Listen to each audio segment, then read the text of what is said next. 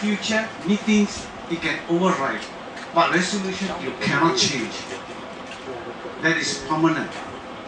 So I think when you pass a resolution, you have to be very careful whether you want to pass a resolution or you want to have it as a minute by itself. Like let's just say the one they are going to issuing of the checks.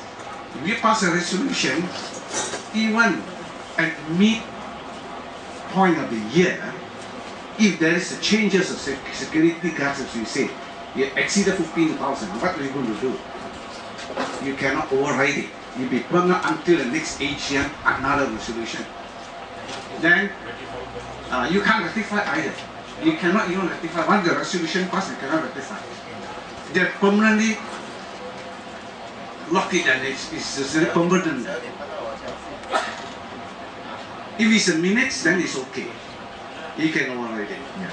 I think, yes, we have actually carefully thought about this, and we have evaluated based on current situation. Yes. Okay? I fully agree, and I think I understand what you mean. That's why we have actually brought up these issues. That's why carefully see when you say resolution, yes, see where you want to put it and where you don't want to put it. Okay. Because once it passes, you cannot remove it, you know? It will be permanent there. You can override the next AGM. Yes. You cannot override in between. True. Even the committee members or whatever meetings that you have, you cannot even override it. You cannot do anything about it. True. Yeah. If you have minute number, yes, you can. It's only just a guide, and it can be override. I think at this point of time, we have evaluated and discussed this in the committee clearly. Yes, we need to change it. Yes. If at all there were to be any other changes, it will be the next AGM on it. Yeah, that's okay, very careful on that. This decision. Yes. We also want to have a check balance and put a ceiling to all these limits. Yeah, of course you can. I don't want to open the ceiling too big. All right. Yes. And cause any chaos later on. Yes. So it has to be something that is chewable enough. I think we've looked at it. It's 3,000 above.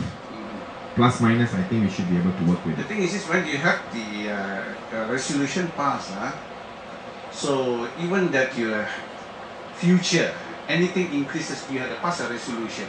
But that resolution have to pass on a yearly basis again. Whether you like it or not, you still have to pass a resolution, whether you want to have it the same thing or not. You cannot, if you don't have the resolution passed and next following year, we stick to the first resolution. They will go on. No, sorry. Okay, noted.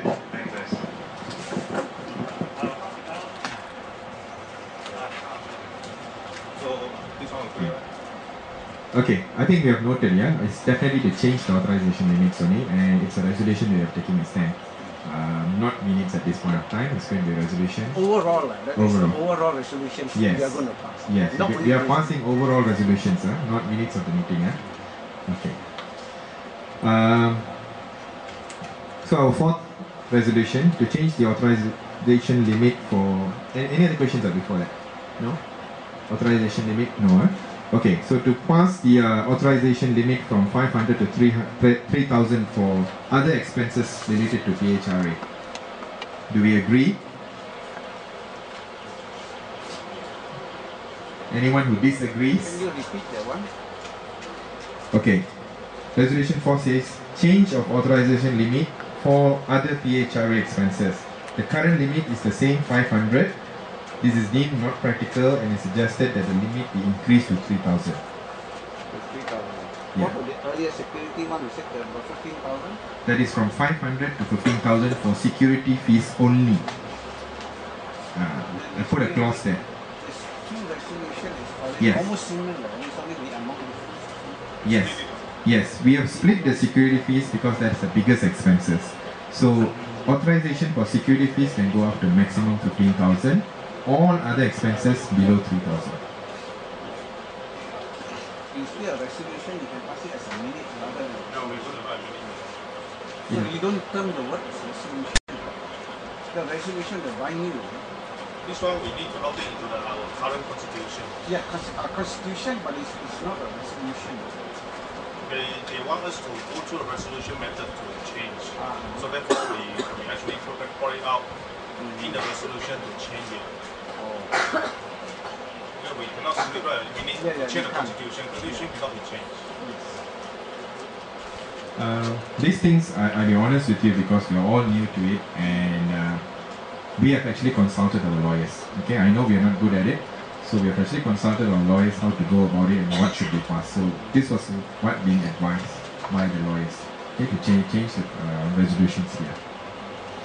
Okay, so it's agreed and passed. Yeah. Now the fifth one, a second bank account needed to be opened. Okay, it has been advised by the Registrar of Society to maintain a separate account for PHRA membership contributions only. Okay, as such, a second bank account needs to be opened for PHRA membership contributions only.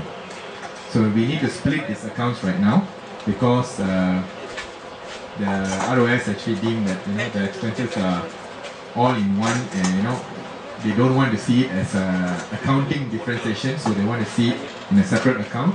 So I think there is a need to open a second bank account to split this money so that it's not being confused. Okay, so can we pass that resolution as well? Anyone who agrees? Okay, anyone who disagrees to open a second bank account? No, Okay, the last resolution. Appointment of an independent licensed audit firm to audit PHRA accounts. Okay, now I think that we have moved forward from my state. We started from somewhere around 3,000 ringgit, and now we have moved forward with a lot of money in our account. We're dealing with bigger sums. Okay, I think it's also important, whatever that we check, we have got our accountants and our treasurers. I think it needs to be properly audited. So I think it is right. Okay, what we're actually trying to do is for future as well. Alright, it should be properly audited by an audit firm, so there's no disputes in future. Alright, any questions regarding this? If no, can we questions?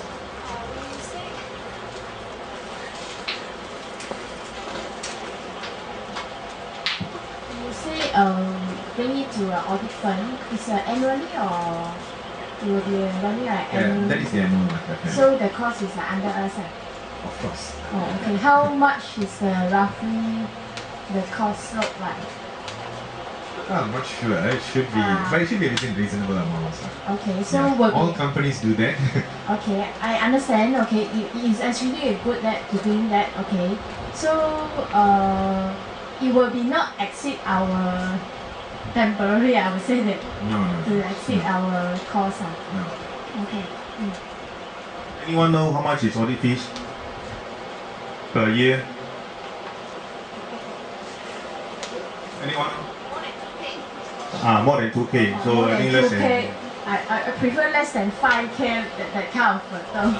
More than 2K, maybe 20K or We'll make sure less than 3K.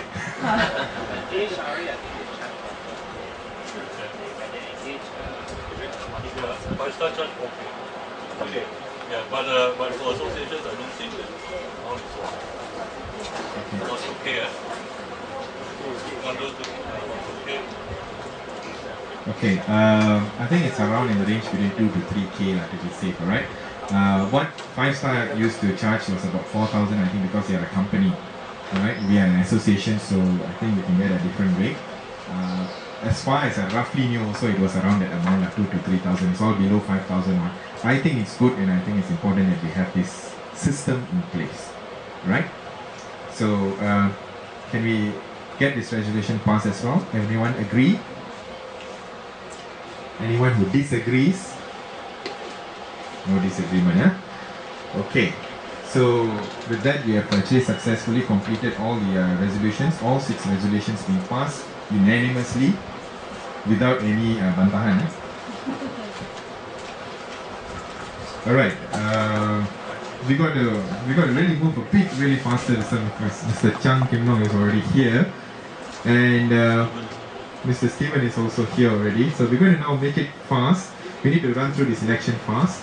Okay, what we're going to do is we're going to break it up into 2 sessions. Okay, one is the 5 office bearers that we need to elect. That's the chairman, the vice chairman, the secretary, the vice secretary, and the treasurer. Alright.